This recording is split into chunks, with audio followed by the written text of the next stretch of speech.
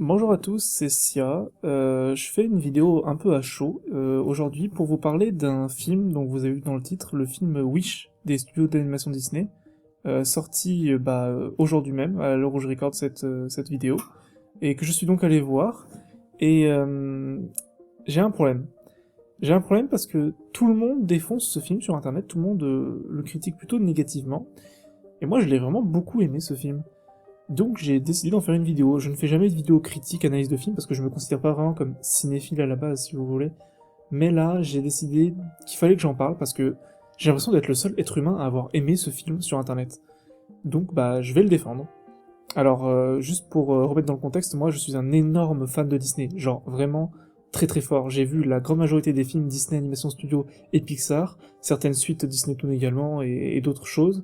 Et je me considère vraiment comme quelqu'un qui est pas spécialement cinéphile, mais extrêmement disnéphile, si je puis m'exprimer ainsi. J'enregistre cette vidéo sans aucun texte à la base, je vais vous parler uniquement de mon ressenti à chaud, parce que j'ai fini la séance il y a genre 4 heures, un truc comme ça. Donc je vais vous parler de comment j'ai vécu la séance et de pourquoi j'ai bien aimé le film, même si évidemment il a des défauts, et je vais vous parler de ça tout de suite. Dans un premier temps, je tiens à dire que j'y suis allé avec aucune attente particulière. Ça fait un petit moment que je suis un peu déçu, on va dire plutôt refroidi par les films Disney, notamment Elementary que j'ai pas du tout aimé, et le film d'animation qui se passait dans l'espace, là je sais même plus le nom tellement j'ai pas trouvé ouf. Et du coup je me suis dit bon, je m'attends à rien, et comme ça je peux être que surpris, et j'ai plutôt été surpris dans le bon sens du terme, donc c'est une bonne chose. Alors, le film n'est clairement pas au niveau de Encanto, qui je trouvais excellentissime, qui est un de mes Disney préférés, ni de La Reine des Neiges Réponse ou ce genre de choses, ni même au niveau de certains classiques des animations Disney des années 90, comme Aladdin, Le Roi Lion, Mulan, ce genre de choses. Mais il est quand même très bon, et je comprends pas que les gens le rabaissent à ce point-là, en mode c'est un film oubliable, c'est un film moyen tiers. Moi je le trouve vraiment plutôt dans la partie positive de Disney. Alors on parlait des points négatifs, certaines personnes ont souligné la qualité de l'animation, et plutôt précisément des décors qui étaient assez vides, et des animations qui étaient assez ternes. Ça se voit qu'ils ont voulu faire un truc comme le Chapeau T2, qui était une masterclass absolue visuellement, ou Spider-Man Across the Spider-Verse, qui est le meilleur film d'animation de l'année, de très très loin. Mais c'est vrai que ça rend pas tout à fait pareil.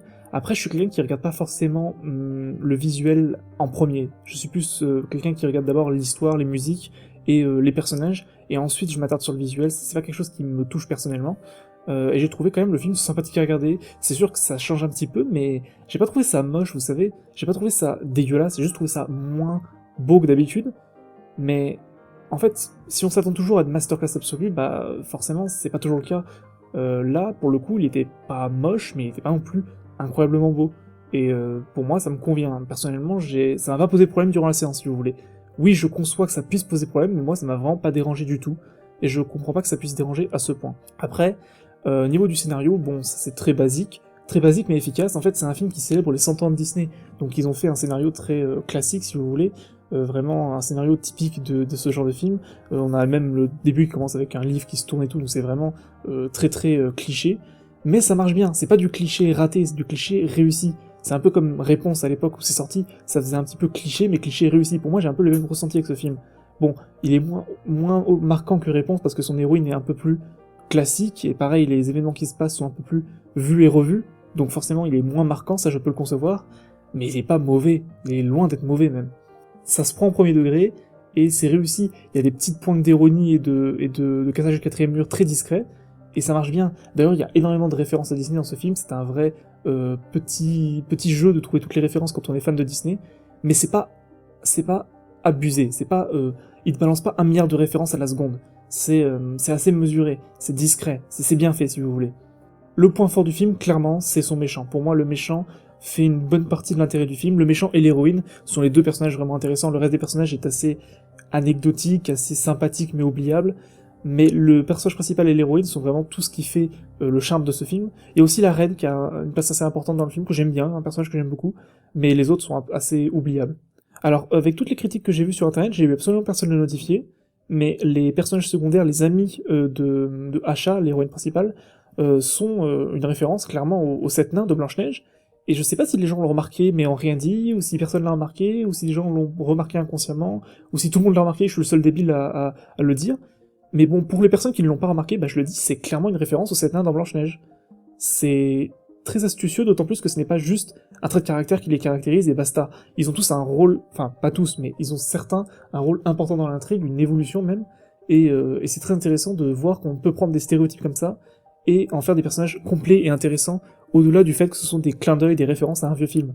En ce qui concerne les chansons, elles sont pas au niveau de La Reine des Neiges, pas au niveau de Réponse, pas au niveau de Vaiana, mais elles sont correctes, elles sont très correctes, elles sont très écoutables, et même, je dirais, marquantes, notamment pour une musique que je trouve marquante particulièrement. Après, les autres sont pas forcément très marquantes. Il y en a une que j'ai pas aimée, une que j'ai vraiment pas aimée, c'est la musique avec les animaux. Pour le coup, je trouvais ce moment était peut-être le pire moment du film. Alors, le plus beau moment en termes visuels, c'est vrai que ça regorgeait d'inventivité niveau visuel à ce moment-là, mais niveau musical et même niveau moment dans le film, je trouvais ça un peu nul. C'est le passage qui tombe le plus à plat pour moi dans le film, et le début aussi. Je dirais que le premier tiers du film est un peu naze, un peu vu et revu, va un peu trop vite en fait. Il faudrait que le film soit un peu plus long. Il manque, je dirais, un bon quart d'heure, peut-être 20 minutes au début du film pour mieux exposer les personnages, mieux exposer leurs liens. C'est très vite expédié, et on passe très vite au dilemme central du film, un peu trop vite à mon goût. Là où dans Encanto ou dans La Reine des Neiges, on prend un peu plus son temps avant que ça parte en couille. Mais le film reste clairement ok, et je pense que si les gens le critiquent autant, c'est parce qu'ils célèbrent les 100 ans de Disney, et que les gens s'attendaient à un truc de fou furieux. Alors peut-être que Disney n'est pas tout blanc dans l'histoire non plus, ils ont un peu vendu le film, un peu survendu le film pour certains, je sais, mais enfin c'est Disney les mecs, faut s'y attendre. Il y a un moment, c'était évident que le film allait pas être une révolution incroyable. Moi j'étais persuadé que ça allait être un petit film sympathique, et au final je trouve que c'est un peu plus que ça. C'est un bon film Disney, un bon classique comme on les aime, pas incroyable non plus, pas révolutionnaire, il marquera pas, il sera pas dans le top 10 de énormément de gens, mais pour moi, clairement, il mérite le top 15. Après, c'est qu'un avis personnel, encore une fois, mais je pense que vraiment les gens se sont montés à la tête avec ce film, se sont dit que ça devait être un truc incroyable parce que ça célèbre les 100 ans de Disney, et ils en ont juste trop attendu au final. Autant Avalonia, oui, j'ai retrouvé le nom du film entre temps, on en attendait rien et on a été quand même déçus, autant là, j'en attendais rien et j'ai été relativement surpris. Et donc voilà, c'était ma critique sur Wish, un film que finalement j'ai beaucoup aimé. Je sais pas si je referai des critiques de films à l'avenir, ce n'est pas du tout mon domaine, mais si l'envie m'en prend, j'en referai. Là, ça me semblait vraiment important de donner mon avis sur un film que beaucoup de gens n'ont pas aimé et beaucoup de critiques négatives sont autour de ce film, alors que moi je l'ai vraiment aimé, du coup j'avais vraiment envie de vous partager ça. Si vous l'avez vu ou si vous l'avez juste pas vu et que il vous intéresse plus ou moins, n'hésitez pas à me dire ce que vous en pensez dans les commentaires, je lirai chaque commentaire avec attention. Et sur ce, on se dit à la prochaine pour le calendrier de l'Avent. Salut tout le monde!